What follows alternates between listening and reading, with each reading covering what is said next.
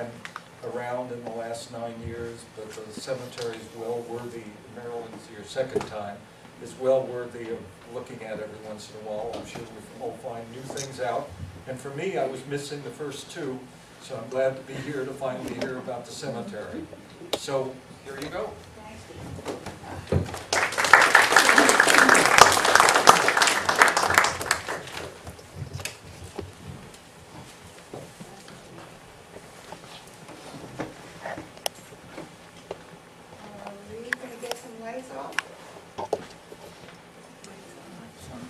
Give a light or two? I'm sorry.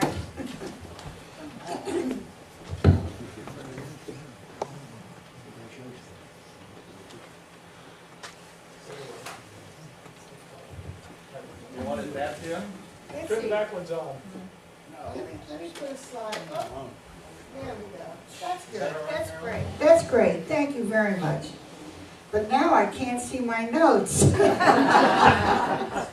And that's going to be a problem. Can I have some help, like a flashlight, or maybe you could turn on the light over here?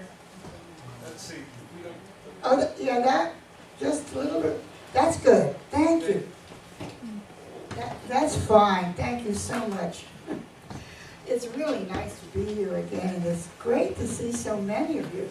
Cemeteries just seem to be so interesting to people of all ages. I mean, I have the opportunity, of course, of seeing school children, and I can't believe some of the little old ladies that walk that cemetery, and they're all so intrigued with it for lots of reasons. And what I would like to talk about tonight are two things.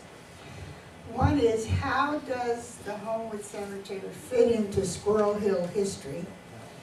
And secondly, how does the Homewood Cemetery itself fit into the history of the modern cemetery movement? Now, that is a question that a lot of people don't think to ask. Cemeteries have a history too. There's a map in your Squirrel Hill book. I didn't have a chance to, enlarge one. It's an 1872 map,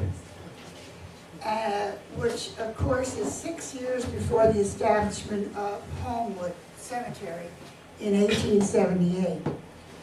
Some of the names on that map include Thomas Whiteman, John Dalzell, A.S. Murray, Charles Myron. All of these were original incorporators of the cemetery with other prominent citizens. William Ray, for instance, was the president of the board at that time. When I begin to talk to you about the cemetery itself and its history, you'll see that these Squirrel Hill movers and shakers were movers and shakers not only in Squirrel Hill and in the city and in the country, but they were movers and shakers at the cemetery too. What's immediately evident when you look at that map are the large holdings by the Murdochs. In 1880, Alexander Murdoch became a member of the Homewood Cemetery Board, and of course was very instrumental in its beginnings and the decisions they made. He was born in 1840 in a house on Darlington Road in the block between what is now Murdoch and Whiteman Streets. The family, they were nurserymen. They owned land from Shenley Park on both sides of Forbes down to 4 Mile Run. The area was covered in fruit trees and flowers, and there was evidence of that even in our cemetery. There's a picture there of our first office, which was a log cabin. I'll talk to you about that a little bit later. And the young couple that lived in there when the cemetery bought the property had a lot of pear trees around it. The Murdoch greenhouses were where the old Forbes Field stood, across from Carnegie Library and the Frick Fine Arts Building. They had retail flower shop down on Smithfield, The hills between Wilkins Avenue and Forbes were also covered with trees and flowers, among them the hybrid pink and yellow Murdoch rose. Alexander Murdoch was in the Pittsburgh Rifles in the Civil War.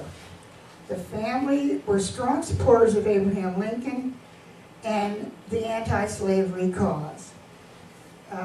The house on Darlington was a station on the Underground Railroad, and a lot has been written about that. Runaway slaves hid in the cornfields by day and in the barn at night. Helen Murdoch Watson recalls seeing a runaway slave coming out of a field of corn and being given $1 and sent to the next station. I can't leave the Murdochs without saying a few words about Ellen Murdoch Watson. She stood out in two national crises, the Civil War and temperance. Incidentally, there were a lot of women in this area that were temperance ladies, and also suffragists.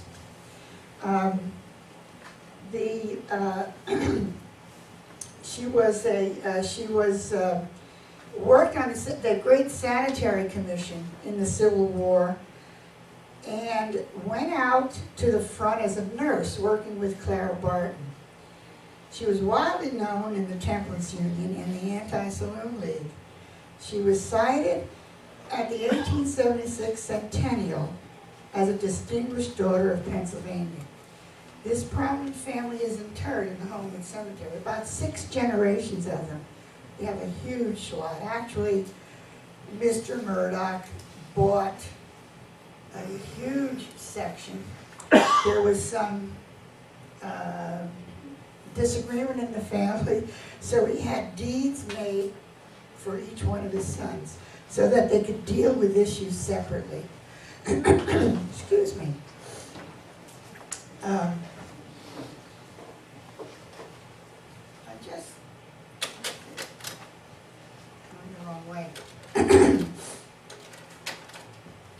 just put these in because it's that time of the year, so you can see a little of what the cemetery looks like at the moment. Now, here is, there we go.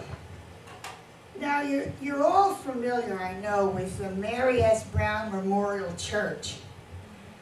Mary Brown was the mother of Samuel and W. Harry Brown, and incidentally, that family, they were very early settlers in the area. In 1876, Harry Brown and his brothers reorganized their father's already vast coal and shipping interest into the W.H. Brown Sons of Pittsburgh. Mr. Brown, the elder Mr. Brown, was one of the richest men in Pittsburgh. They were the largest steamboat owners and shippers of coal on the Ohio and Mississippi rivers. W. Harry, entombed at the Homewood Cemetery, was a pioneer in the use of steel barges and is credited with devising and perfecting a crane for use in transferring coal from barges. These men who became rich were really quite creative and intelligent. There was a reason why they became rich. In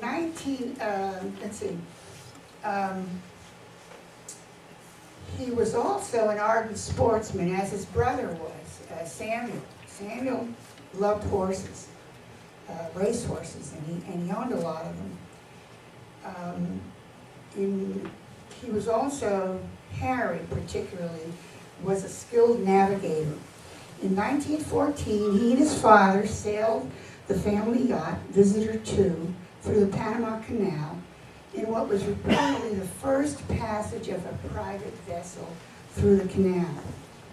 Harry Brown's private mausoleum is a pyramid built in 1904 and 05 and designed by the prestigious firm of Alden and Harlow. Over on the table there, I have some photographs that a descendant of Harry Brown gave the cemetery many years ago. And there was a picture of Harry, picture of his wife, who was a great socialite, and in her own way, did a lot of very important things, particularly with the Red Cross. There's a picture of his yacht, Visitor 2, and something else. There's a picture of Harry and his family sitting on camels in front of the pyramids of Egypt. So we get a really pretty good idea. Actually, that was pretty common too. At that period, the influences in the cemetery in terms of architecture were Egyptian and Greek and Roman mainly. And there is great evidence of that in the cemetery. You can't, particularly in the private mausoleums, you can't get very far without seeing examples of various architecture and symbolism. That's one of the reasons why the cemetery is a wonderful place for children. Wherever they are in their studies, no matter what their studies are, I could go out there and show them almost anything related to what they're doing. It's one of the reasons why I think the cemetery is so fascinating. Students come in constantly. Scientists, geologists come in and study the monuments and the gradations in the land. We had some Chatham graduate students who came over several years to do some work in the pond, studying the pond. It's endless. I was doing a talk once to some teachers to talk to them about how they could use the cemetery in their teaching. And I said, I don't think there's a subject that you're teaching that we couldn't do something with here in the cemetery.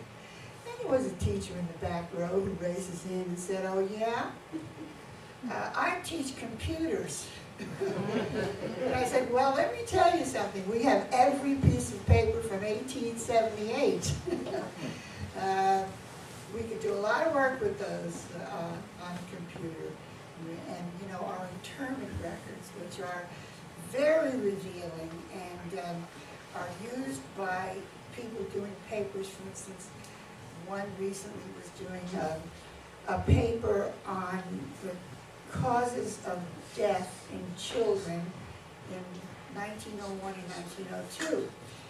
The interment registers are huge registers, which now we don't use because we have them computerized or digitized. And in the interment record, it gives you the person's name, the day they died, the day they were interred, their place of birth, where they died, their age of death, and cause of death. So you could go down the column and see what the causes of death are. You haven't made. There's all kinds of things like that can be done at the cemetery. I sidetracked, but now here's another name. I wonder if you recognize this. His name is Charles Myron. I mentioned him before as being one of the founders of the cemetery.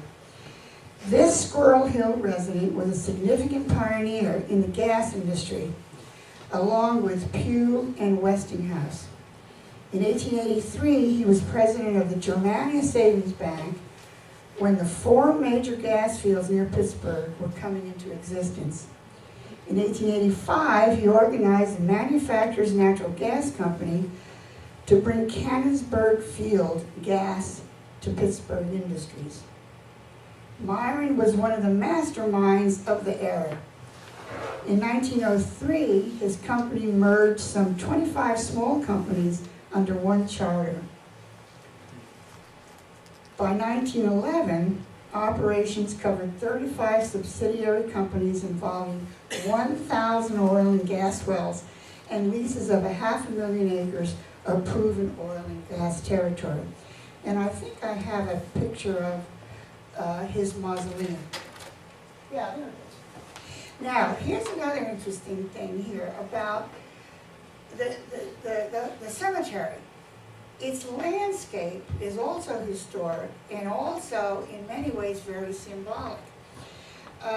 The evergreens that here are around this mausoleum are deliberate. They're reminiscent of the ancient pine groves that were placed around ancient Greek temples. And so you go through the cemetery and you see these pines and you say, well, that's nice. However, very often you don't have to read too much or make up too much about what the meaning of some of these landscapes are.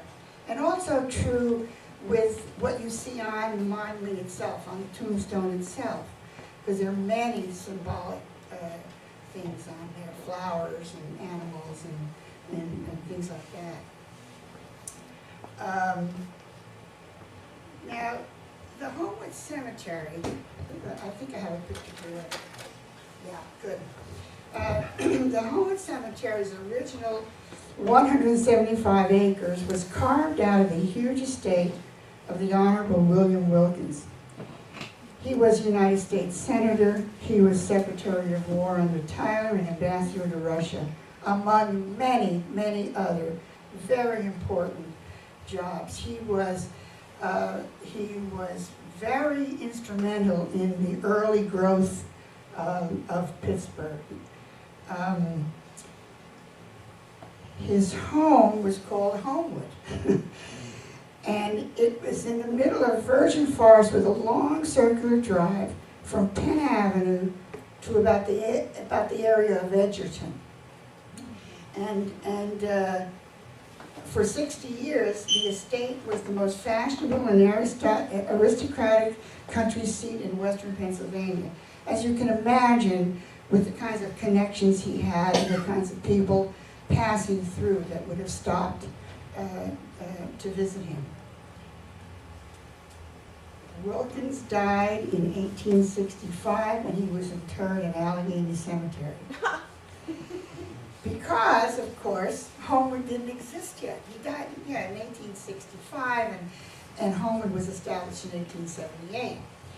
In 1878, a portion of his estate was sold by his son-in-law, who was the executor of his estate, and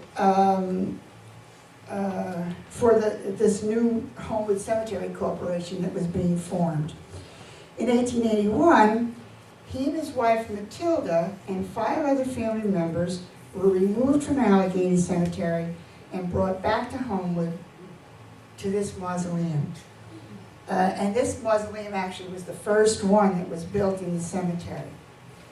So in effect, he came home. Let's see.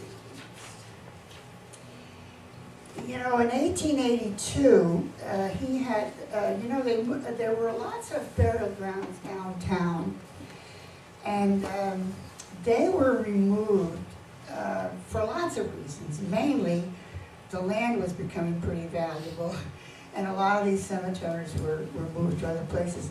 For instance, Smithfield Cemetery, which is across the street from Homewood, was a churchyard cemetery downtown at the Smithfield Church. And then they were moved up to Troy Hill because they needed that land. And so all the bodies were moved up to Troy Hill. They were up at Troy Hill for about 20 years. And then they wanted to make a playground or something in the area, and the bodies were moved again to the East End, to Smithfield Cemetery. And one of the things I've been trying to do is to make a list of the removals. Who came from where. And along the way, some people get lost. We know, for instance, that the Negleys were very instrumental in the development of that church downtown. which incidentally was the oldest church in the city. It was established in the 18th century. It's amazing that it still exists. I lost my train of thought. What was I going to say about that? Removal. Yeah, actually, you know, we had someone came in many years ago, a beautiful elderly lady who was raised on Stanton Avenue, on a farm on Stanton Avenue, if you can visualize that. And she came looking for the gravesite of the Negleys and the Winebills, who she was descended from. And I knew where to look, and I looked and couldn't find them. We don't know where they are. I don't know where they are. The other thing she said was she wanted to know how to get to Stanton Avenue so that she could see it. And I said, oh dear, I hope you're not too disappointed, because her memories of it were not anything like we know it today. This was about 10 or 15 years ago. And this business about removing cemeteries, the reason I started to talk about that is that in 1882, Judge Wilkins's father, Captain John Wilkins Sr., and his brother, General John Wilkins Jr., were removed to Homewood Cemetery from the Presbyterian burial downtown. Captain John Wilkins Sr. helped support the Revolutionary War. His son John, the brother of William Wilkins, helped in the Whiskey Rebellion. It was very, very involved in the Whiskey Rebellion. So even though our cemetery was established in 1878, there are many people there that died before then. Actually, we have some people that were buried in the Turner Cemetery that for some reason or other were removed to Homewood. I think about a dozen of them. Now, where's Turner Cemetery? Excuse me. Where's the Turner Cemetery? That's the one at the Buick, at the church, where's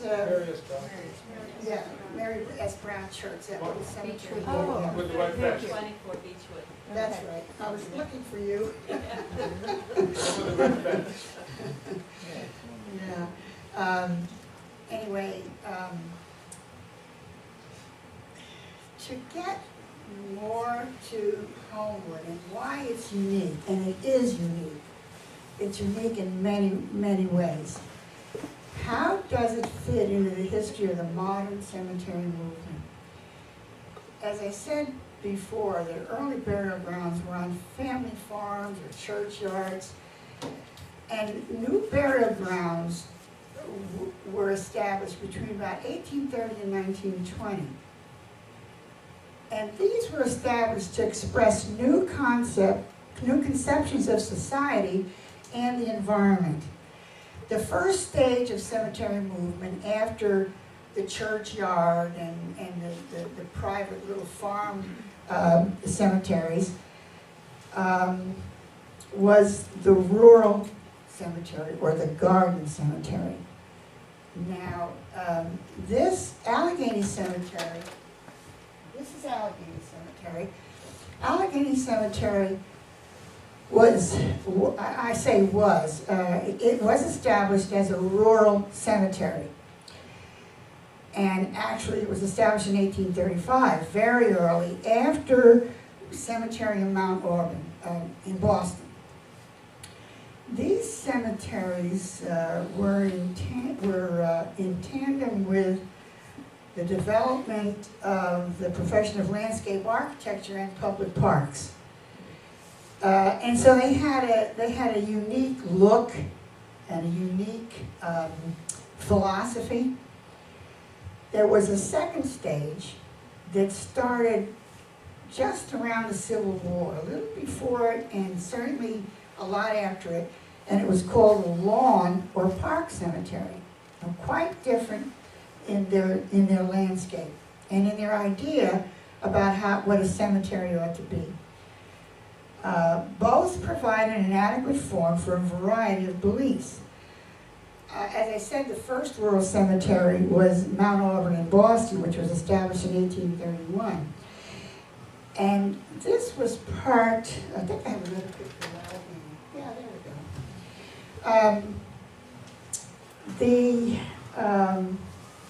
go. The Mount Auburn Cemetery was part of a web of urban improvements in Boston. The founder of that cemetery was a botanist and he was a physician. And all this was involved with urban improvements. They were moving the cemeteries that were in the city out because the conditions of the cemeteries were very, very poor. And they became unsightly. They were thought to have miasmic vapors. And they described those cemeteries as heaping dead upon each other. So this new landscape, this rural landscape, offered it was a picturesque, like a gardening situation, landscape. And it was after Andrew Jackson Downing's simple and flowing forms. They had, you know, curving roads, and they made lakes, and everything was, you know, very, very pretty. The aesthetic ideal was English, and it developed as a counterpart to the formal and geometric gardens of the Enlightenment. Also, it was thought that landscaping taught lessons about art and achievement. Mother Nature could soothe grief. Grave as a home in which the deceased rested with family and friends. The rural cemeteries stimulated the movement for public parks. These cemeteries were placed outside of the city in beautiful areas, and people used them to visit, picnic, and enjoy the vistas and the sculpture that was in it. Lots of sculpture. Allegheny Cemetery, for instance, if you want to compare it to Homewood, has a lot more sculpture in it because of the time and the idea of what they thought a cemetery ought to look like. After the Civil War and into the 1880s and the turn of the 19th century, professional organizations proliferated. As you know, historians, economists, political scientists, Chautauqua was started. Everything was getting more professional in its attitude. During the same period, funeral directors and cemetery superintendents began specialized services. So you can see now that what's going to happen is that cemetery is going to pick up on this professionalism. And that's what happens in 1878 when Homewood Cemetery is established. You know, if you could picture the rural cemetery, the garden cemetery, they had fences around them. Anybody could do anything they wanted to do. They could plant what they wanted. They had all kinds of statues in them. They fenced in lots filled with sculpture of all kinds and tastes. Overgrown plants, mounded graves, coping around lots, and so on. This made for a horror in the maintenance, particularly when families left the area with their grave spots unattended. 19th century intellectuals relied on planning, expertise, and professionalism to reduce what someone called the bugaboo of individualism, which stemmed from the individualism of the Jacksonian period. This was going to change. the professionals were going to take hold now, and things were going to really change. A new concept came into play. As early as 1855, a German landscaper named Adolf Strauss was asked by the board of Spring Grove Cemetery in Cincinnati to direct his attention to their problems. A plan of open meadows over gently rolling hills, scattering of monuments, and the pleasures of a park were instituted. Superintendents enforced rigid rules to attain a pleasing unity of variety. The plan took precedence over individual preferences.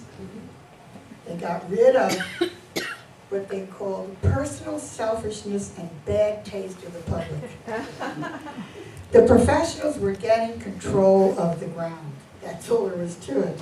But also, professionalism came into record keeping, and now the cemeteries required that they be run like businesses, with burials and cemetery services needing detailed attention.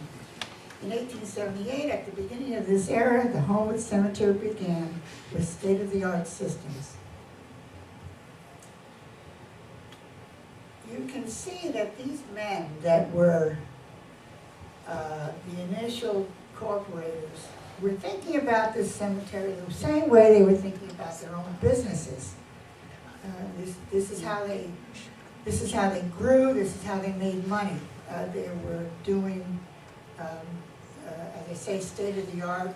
What's going on now, and not what did we do 50 years ago. Modernization, perpetual care, business management. That was the theme of the day. The Lawn Park Cemetery eliminated the fencing. They would not permit mounded graves, as these obstructed the panorama.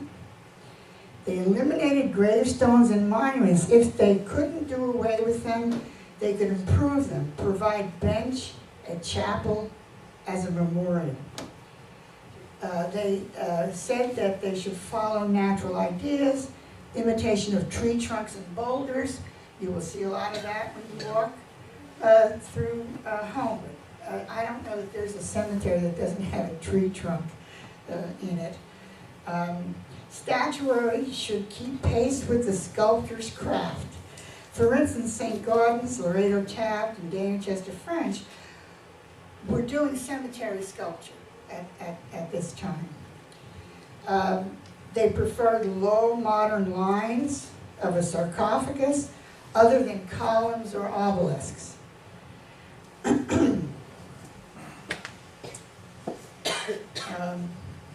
They didn't like epitaphs because that's too individualistic. You're going to do away with those because that detracts from design too.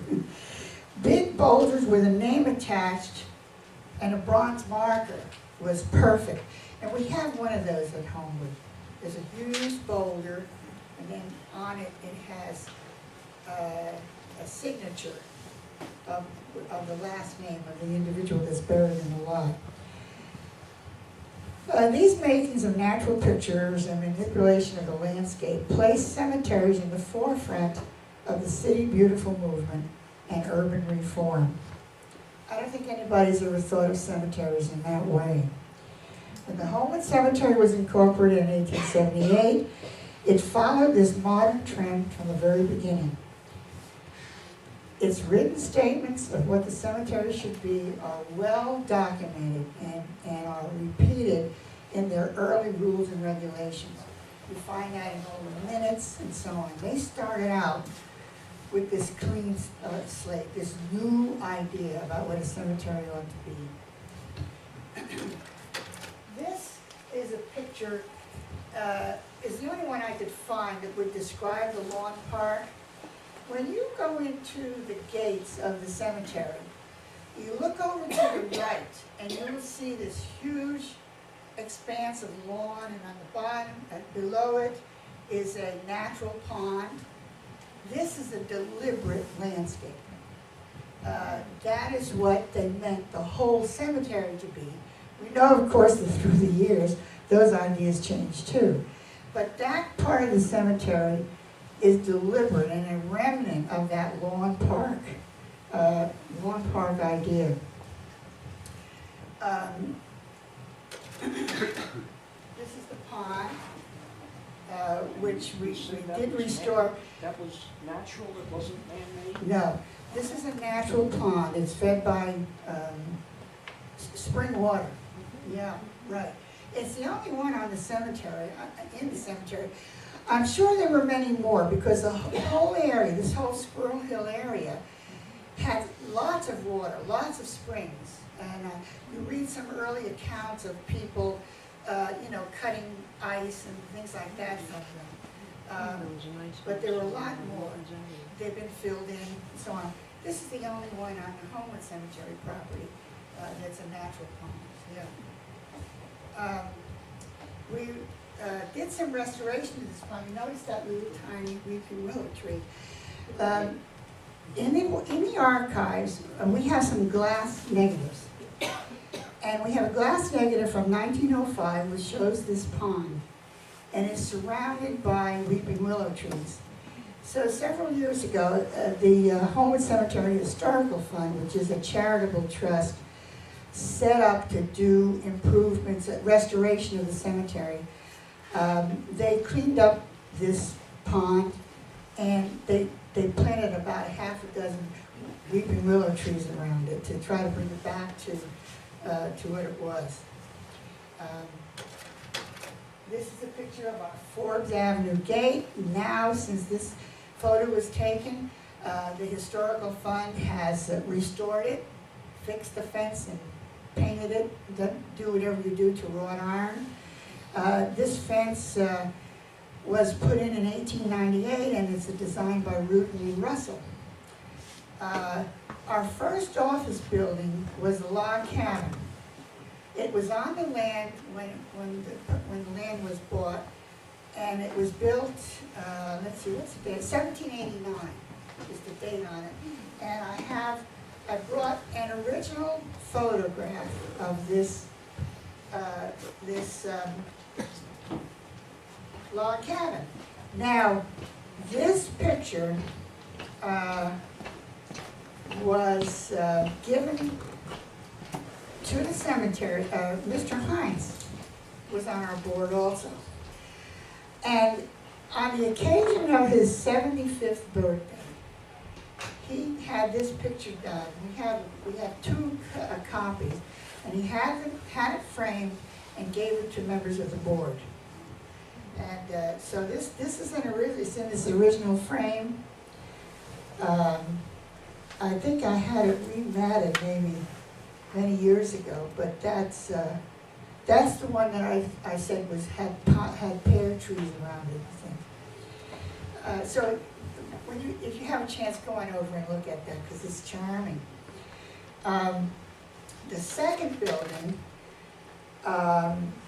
is, I have a picture over there. The second building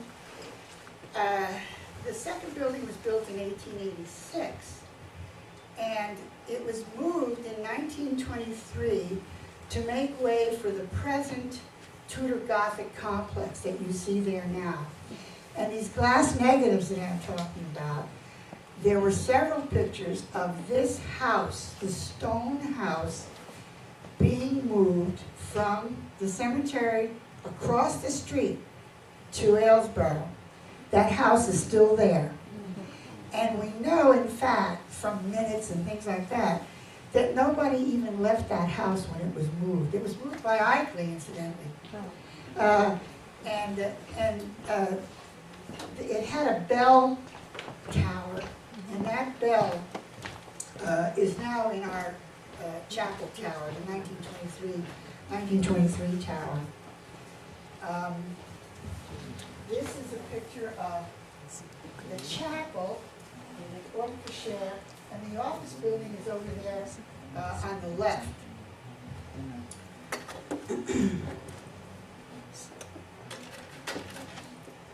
This is the gatehouse. The gatehouse was built at the same time. Also notice the Samuel Yellen gate. That's a Samuel Yellen gate. That was built in 1923, when that whole complex was done.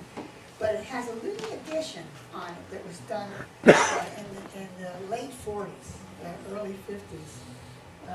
They added a kitchen and some other things there. It was just a gatehouse at one time. Now, this is an interior door of the office building.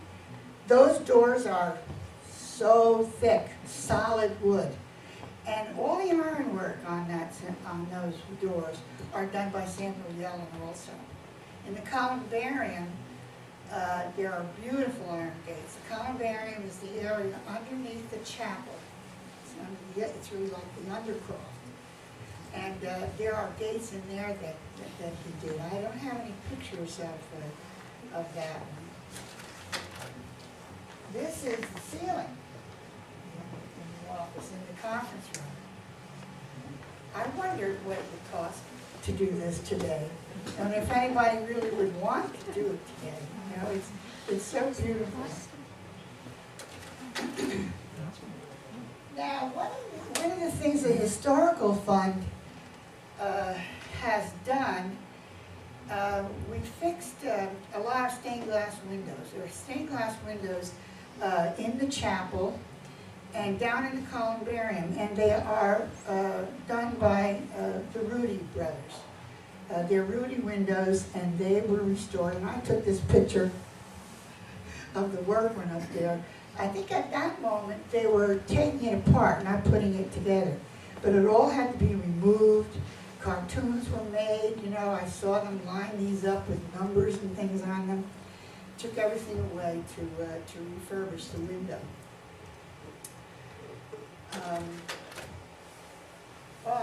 This is our old stable, you know, or the barn. And actually there's somebody living in it in the upper left-hand side in the old hayloft. They put an apartment in there. Mr. Hines, of course, was a great horseman, and he was the one who bought the horses when all the work in the cemetery was done with horse and wagon. This building, let's see, what's the date on this? I think it's 1910, 1909 or 1910.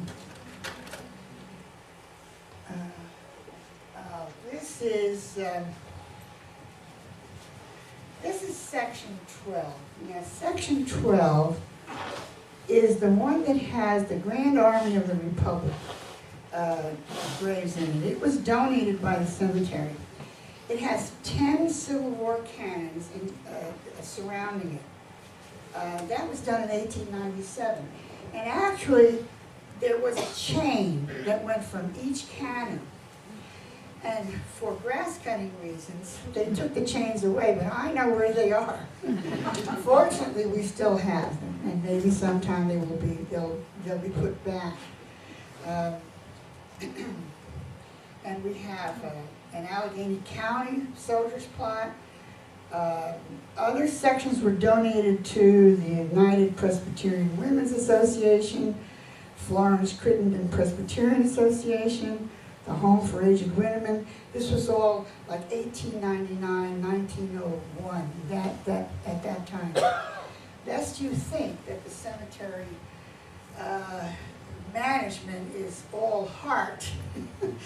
One of these groups came back a few years later, needing some more space. And they wanted another gift, and the board wouldn't give it to them. So we're all human, all around. Now this is a fascinating thing. I'm almost finished, incidentally, those of you that are getting tired. This is a picture of the Chinese section. And that structure is still used occasionally, used for burning offerings, food mostly, chicken or duck or something like that. Now, I have brought something that's quite interesting, newspaper clippings from a funeral that was done here in the Chinese section in 1925. This Chinese section was established in 1901, and in itself, it is unique. Because of the discrimination against the Chinese, I mean, the immigration laws were so strict, it was very difficult for them to survive. One of the things that happened, of course, is that these benevolent societies formed, which end up becoming like mafia groups. But there was an An Tong local leader named Li Hong-yang. There was a battle between the An Tong and the Hip Sing Tong. This was another society in Pittsburgh's Chinatown, downtown. The situation was so dangerous that it was felt that peace had to be made before Li Hong-yan could have a full funeral. He was hidden at Sampson's while negotiations took place. 3 months after his death, there was a funeral on April 20th, 1925. Li Hong-yan died in January. Some 200 Chinese leaders from all over the country marched in a funeral procession in Chinatown. Cemetery gates were manned by policemen, and automobiles were searched as they came in. Now, Mr. what was his name? Hip Sing Tong. He, in Chinese custom, was disinterred in 1937.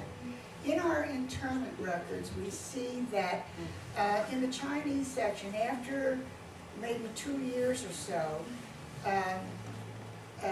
they will come back and disinter the body and send it back to China. The religion demanded this cyclical situation where they had to return to where they were born. Which is incidentally why when you look at Chinese, if you can read Chinese, which I can, they don't have birth dates and death dates, but they have the name of the area that the individual came from. And I had, one time we had a young man came into the cemetery, and he was looking for a job. He had a PhD in English literature. He had just published a book on Pearl S. Buck. Couldn't find work. This was about 10 or 15 years ago. And our manager said, well, I don't have anything for you here.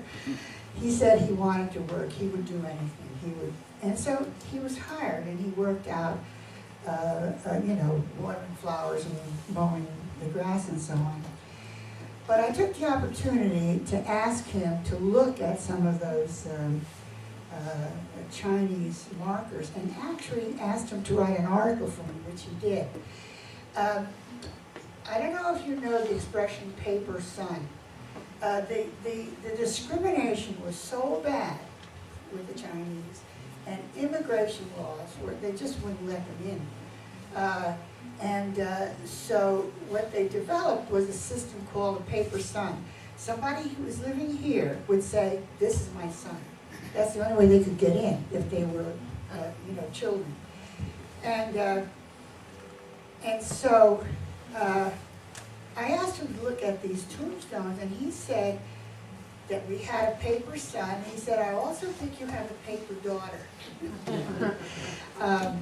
But that section is really quite interesting. And today we still see, sometimes we'll see an orange on the grave, and maybe something would have been burnt in that structure. But over on that sideboard, I have a picture, newspaper clippings from that funeral. You might be interested in looking at that. Okay.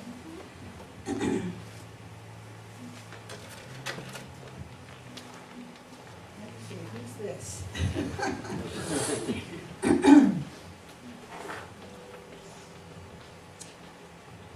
This is Henry Heinz's mausoleum. And it was designed by Verdau and Wolf. This mausoleum is quite interesting because it has space under the floor. There's a mosaic floor in this mausoleum, and there's a little knob there that lifts a door. And in the 30s, space was put underneath. About 16 more crypts were put there because there was no room in the mausoleum. That's where Senator Heinz is. A lot of the staff, if they could, went out and watched that interment, and it was difficult to do because the casket was, very heavy, solid mahogany and so on. It was a difficult thing to do, but that's where he is. It's the only mausoleum in the cemetery that has a lower level. Now this is the James Ross Mellon mausoleum. See the columns, and that is a statue called Motherless. Now, most people believe that this statue is significant to the family, but it really isn't. Apparently, Thomas Mellon, who owned this, was very sentimental. He saw this in a exhibit in London. It's done by a Scottish sculptor named Lawson. And he bought it just because he liked it, and he put it in his garden over on Negley, where the Mellon house was now demolished. And then sometime in the 50s, when young Tom died, it was brought to the cemetery. I have to look and see what I have. Oh, this is Mr. Frick. Mr. Frick, we talked about how the Moore Park Cemetery was not going to have any hedges or any fences. This cemetery is surrounded by a hedge. That was because Aunt Helen wanted it that way. But the other thing, too, is that these lunettes, this one is on the ground, and then there's another one, that one. These lunettes come from the Frick House in New York City. When it was turned into a museum after Mrs. Frick died, they had to, of course, accommodate the public, and they took something out, a wall that went out to the garden. These lunettes were over the doorway, and they were brought here and put that is great. And incidentally, every interment has a file folder with letters and all kinds of things in it. And in Mr. Frick's file folder, it talks about his casket being covered with cement. And it had a guard there for a while because they were afraid that people would come and desecrate the grave.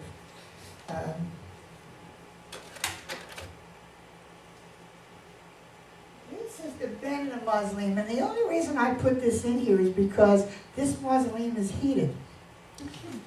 And that's everybody's reaction, but Mr. Benham was not done. What that heat does is help the, what do you call it, the water? Moisture. Yeah, it has a name. Condensation. It helps with that, which saves the building, because that's what makes the mausoleums begin to fall apart.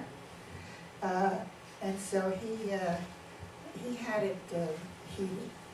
The bill's not high, but but it is heated. With gas or electrical? Oh, I don't know. I have no idea. Maybe gas. What would it have been in? Let me see. I don't know when he died. We had someone on our staff, now deceased, who was a young man when that mausoleum was built, and he said that Mr. Benham used to come out there all the time checking how it was being done. I would think at that time it would have been gas. What year? I think about the 30s, late 30s. Could have been either. Yeah, you think so? But yes. Well, I don't know, I'll have to look at that bill and see. I'm not sure. And then, let's see. Not really a reliable supply of gas at that point in time, as we know it Oh, I think Mr. Myron did something about that. Oh, Yeah, that was before that. This is one of our public mausoleums, if we're talking about the private mausoleums. This is a public mausoleum, this is a public mausoleum, this is a public mausoleum.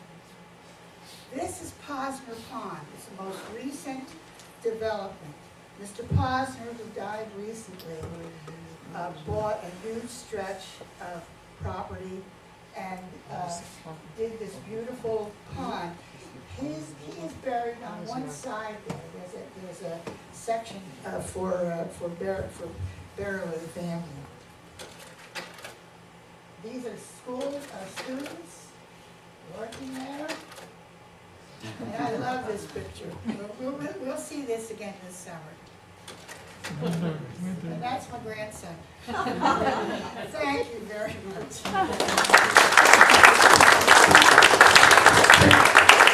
Let's take questions. Any questions? Yeah. Where does the funding come from for the upkeep of the cemetery? By law, every time a piece of land is sold, you have to put a certain percentage of that money into a perpetuity fund. And the interest made from that fund is what is supposed to keep up the cemetery. But what happens is, particularly in mausoleums and large parcels, they're asked to place an endowment on it. And the same thing applies with the endowment. You figure out what you want to have done. You'll be told how much money you need to get the interest to do what you want to do.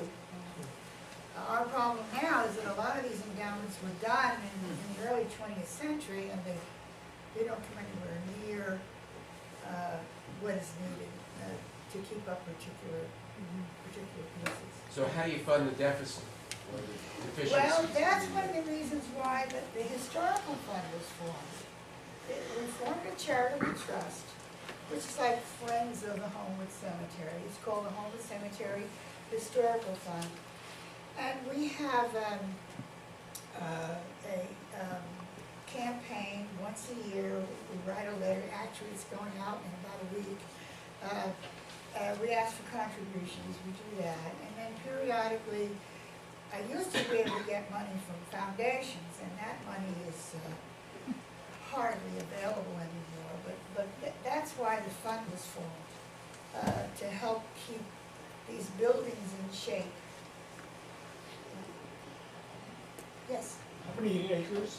Oh, just under, like 175 maybe, 175, something like that. How much is built out now?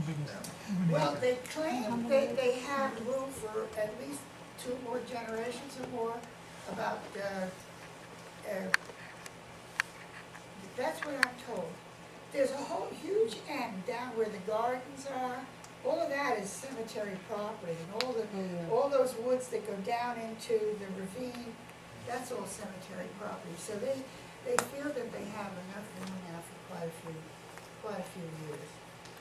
It's not dead yet. Yes. Do you have any plans to put in a green section?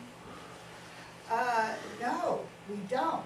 But one of our managers helped that green group in investigating how they could do it. And actually, they bought some property, and I think they've begun doing that. But I'm with that group, we are open. oh, are you? Yes. Yeah, Mr. Hodes. Yes. Yeah. So, but the cemetery itself, as far as I know, is not planning the green section. Other questions? Yeah. I wondered what the current uses of the gatehouse as well as the Oh, someone's stone living in house it. that Yeah, we- one of our secretaries is living in it. She's been in it for about 20 years or so. and what about the original stone house that you mean the Original office. the original office was the log cabin. Right, The second Oh, office sorry, building second. was that building that was moved across the street, right. and it's a private dwelling now, Oh, okay. yeah. Yes. How many entrances are there besides Forbes? There's Forbes and there's Dallas, and then there's a Homewood entrance, which we have been keeping closed because people use it as a shortcut, and traffic gets heavy and fast. So they close that. The foot gates are open, you can walk in, but cars can't come through the Homewood gate. Yeah.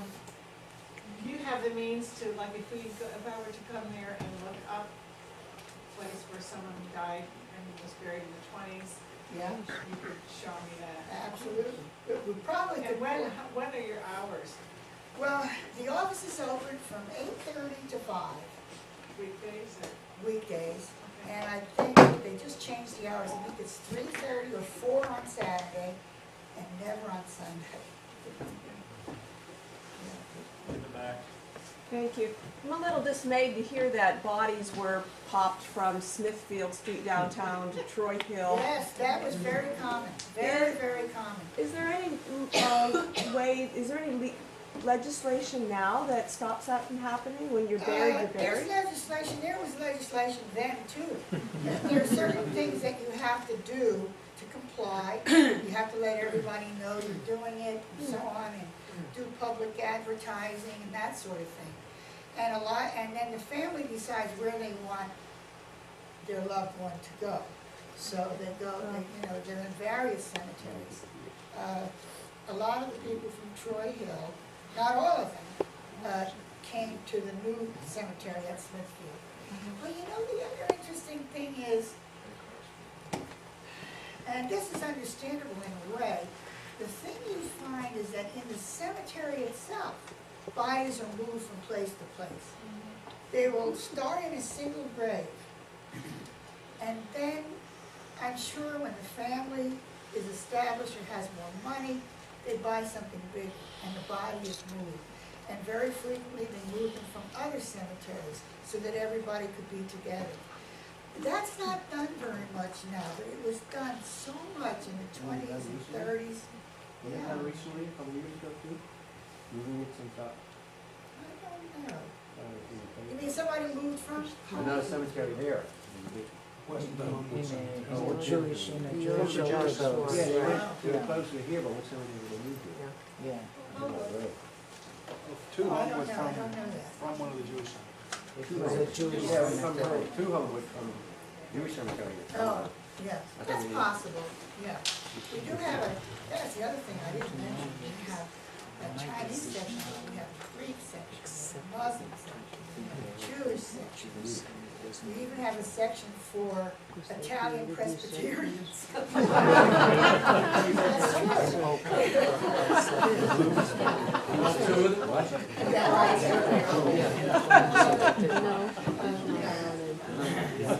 It was established, actually I was reading the charter the other day.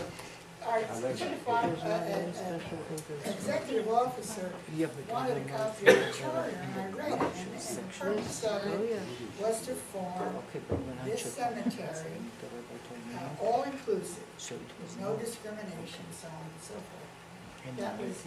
That was common too. I think that a lot of times public figures had a real sense of community and their obligation to it.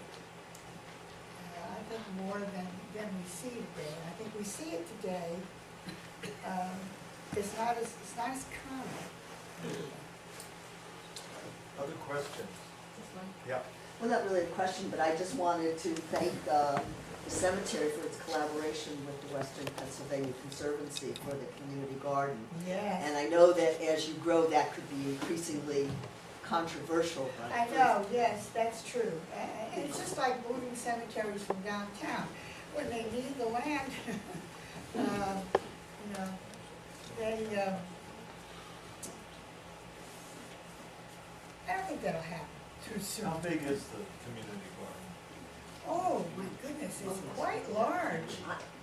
I don't know, I can't give you a size, but I can say that there are about 100 plots.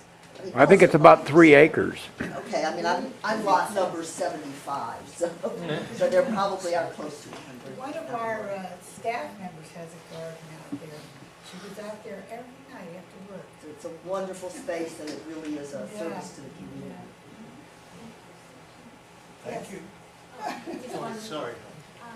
I know that there's a beautiful book about Allegheny Cemetery. We don't Did you- have one. Right. Not yet. Oh, I had a question. Allegheny was here. What was missing that gave the motivation for doing another big cemetery in the East End? They felt it was needed. Well, look, think about what was happening here in the East End. The railroad came through, and other things came through. When people began to move, even from that beautiful Allegheny, and a lot of mansions were down on Penn Avenue, they began to move out to the East End. The East End covers everything. The term East End includes many communities, but it began to grow, and that's why. Yeah. Thank you very much. You're welcome. Happy Thanksgiving. We'll see you December 13th on the Jewish Residential Service.